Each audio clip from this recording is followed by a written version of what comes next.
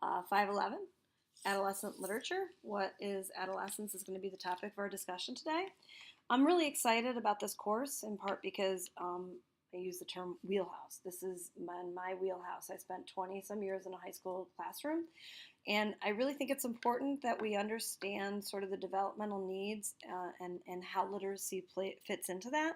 And I think this course is really beneficial even when you're working with younger students to get a sense of what you're preparing them for and where they're going. And also to get a sense of some of the sort of consistencies, the consistent truths about literacy and reading that we have across the ages.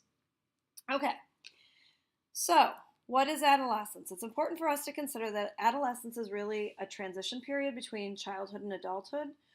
Generally, we say that students begin to enter adolescence around 12 years old, and in the early 20s, let's say 24 being a cutoff. If you haven't left adolescence by 24, you're in trouble.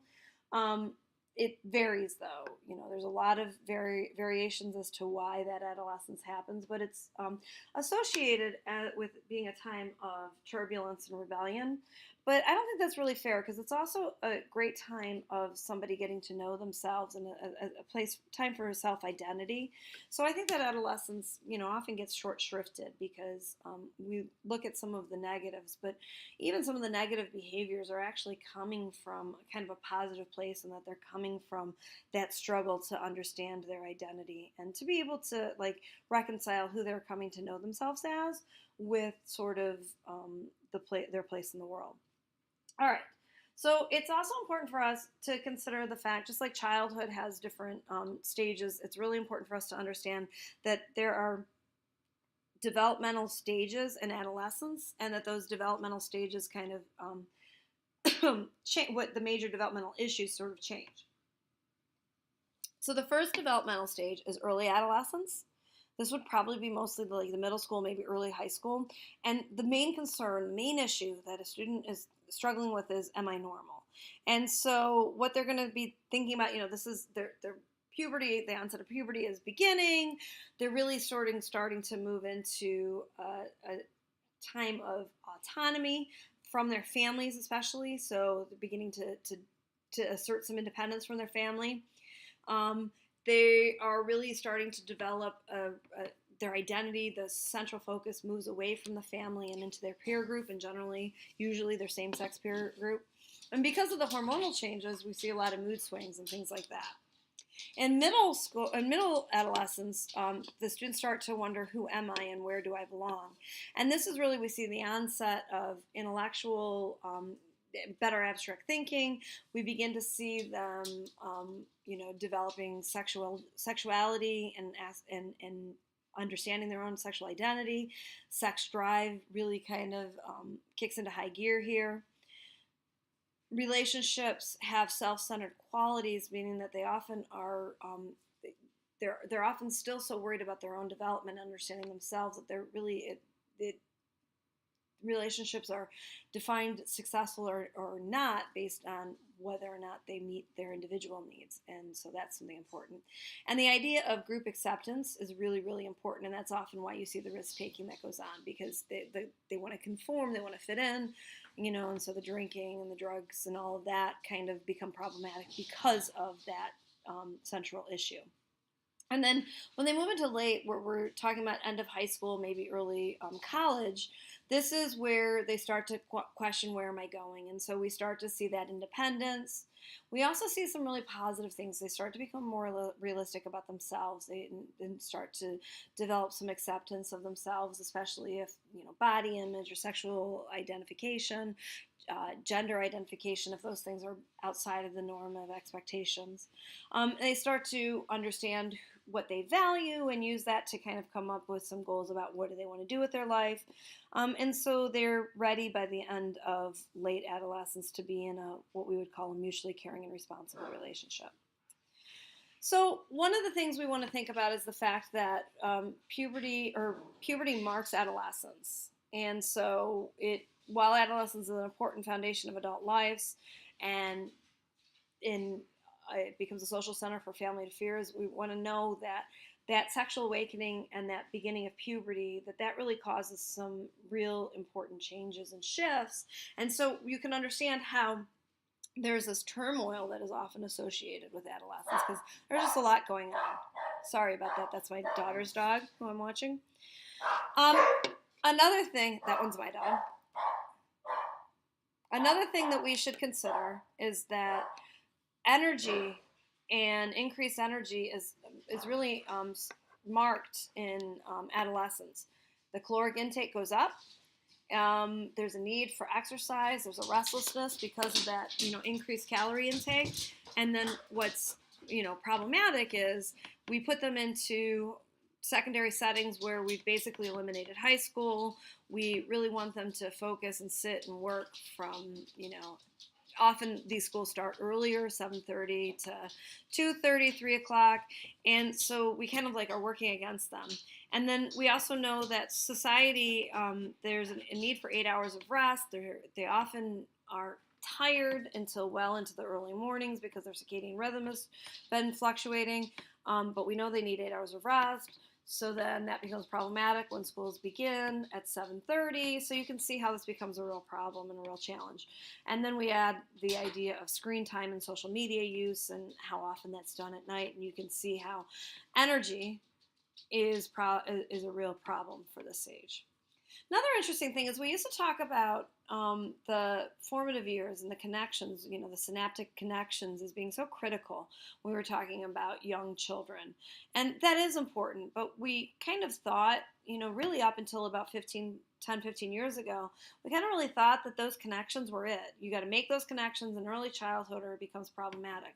Well, brain imaging has allowed us to see that actually those connections matter quite a bit in adolescence, but maybe not in the way that we think. It's not about increasing the amount of connections. What happens is in adolescence, you kind of are making room for the more abstract thinking that goes on. And so what happens is the neuronal connections are actually pruned back. Connections that have been made in early childhood that no longer are necessary, like, for instance, the stove is hot. That's something that is just a known quantity now, and so those connections maybe can be pruned back. And this allows for an increased ability to reason. Children and adolescents then can start to think about their own thinking. They can engage in metacognition. They can start to bring on other people's perspectives and think, what are others thinking? Importantly, they can start to think about how they're being perceived, so they can start to sort of work an audience a little bit more. That's why you see a lot more code switching in adolescence, meaning that they might talk with their peers in one way, and they might talk with their teachers in another way, and then if they're going on a date, they might talk to their date's parents in a different way. And they begin to question, they want to begin to be able to think about their ideals, and they begin to question and become critical of society. And all of that happens in part because of the changes that are happening in the frontal cortex, where there's actually pruning of the synaptic connections that were done in early childhood. So that's interesting. It's just interesting to think that adolescence is important, but those connections are actually scaled back rather than forward in order to prepare us for the complex thinking that goes on in adolescence through adulthood. So what are some of the developmental theorists? You probably know some developmental psychology. So let's go over some of the developmental theorists and sort of what do they say about adolescence. Piaget puts adolescence as a time for formal operations, which means that students begin to handle abstract problems, meaning that they can start to judge good from evil, truth from justice, and explore spiritual questions independently from family context. So that's important. I have a picture up here of a Parkline protest, and I think what that showed us when that happened, was that a year and a half ago or a year ago, what that happened in their response is that, students really do enter into that abstract problem solving and begin to ask these really kind of critical questions of society. Kohlberg looked at the moral development, like how do we develop a sense of right from wrong, and in adolescence we move from what he defines as conventional morality, which is this belief that you follow rules and laws because they're rules and laws and you're supposed to follow rules and laws, to what he identifies as a post-conventional morality, where they understand that rules and laws are there because they're agreed upon and they're about protecting people's rights, and that they're shaped by ethical principles. And that also means that they can start to question some rules and laws and maybe choose not to follow them because they don't see those. I've seen that a lot in the recent years. When students begin to, question things like assumptions about people of other gender identification. So, like making room for transgendered students or things like that. So they'll question like, why is there only a boys in a girls' bathroom? And that becomes sort of post-conventional. Like up until then, well, you go to the boys' room when you're a boy, and you go to the girls' room when you're a girl, and you'll be able to kind of more nuanced thinking when you're in adolescence. Erickson looked at the social development and sort of like what are our kind of key sort of conflicts. And what you can see is adolescence is situated right between elementary and young adult. And so in elementary, the real concern is to help our students identify as being competent, because through, this is when they start formal schooling and they start to see themselves as either being competent and capable, or they start to get and identify as being inferior. Through adolescence, that becomes, that central struggle is one of being able to get a sense of yourself. And so students want to be able to integrate all of these different, their more complex abstract thinking, their morality, their interests, their peer groups, trying to integrate those into a sense of an identity. Or if they're unable to, they're going to end up falling into this idea of confusion. And then from there, once they understand themselves, the real issue then becomes, do they develop into people who can then bring that self into a intimate relationship, or do they end up feeling socially isolated? All right, so that's a little bit about adolescence, and I hope it gave you a little bit of background. And what I want you to do this week, we're going to be looking at rethinking the adolescent and adolescent literacy. We're going to be reading that throughout the first 2 weeks, and it really does a great job of sort of approaching adolescent literature with a different viewpoint. And so what I'd like you to do is I'd like you to read Chapter 1 in Rethinking the Adolescent and Adolescent Literature. And then I want you to go onto the discussion board in Leo, and I want you to go ahead and respond to that for the reading. And you'll see on Leo in the coursework area, you can see the online discussion rubric. The next thing I want you to do is, this is fun and you're going to hate me for this. This is Flipgrid. Flipgrid is it's a interactive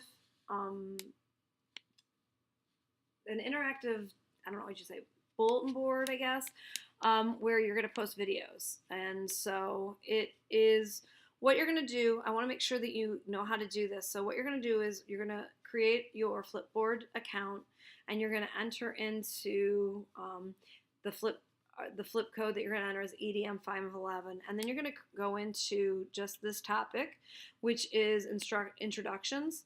And under introductions, what you're going to see is you're going to have a short time. I think it's an hour or minute and 15 that I have. But so if you go into your introductions, you'll see I'm going to pose you a question, which is, and then you'll leave Hello, my name is Beth. Something like this.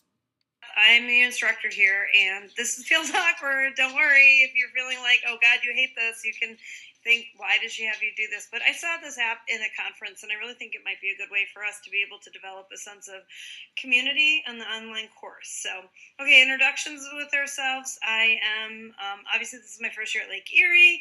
I just finished my doctorate program at Kent last year, and something that makes, and I worked out, so you don't have to look good because I worked out before I did this video. I did not make myself up, so hopefully it'll make you guys feel more comfortable being natural, right?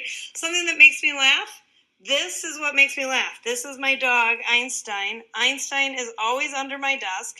Einstein's name is proven to be more ironic than appropriate.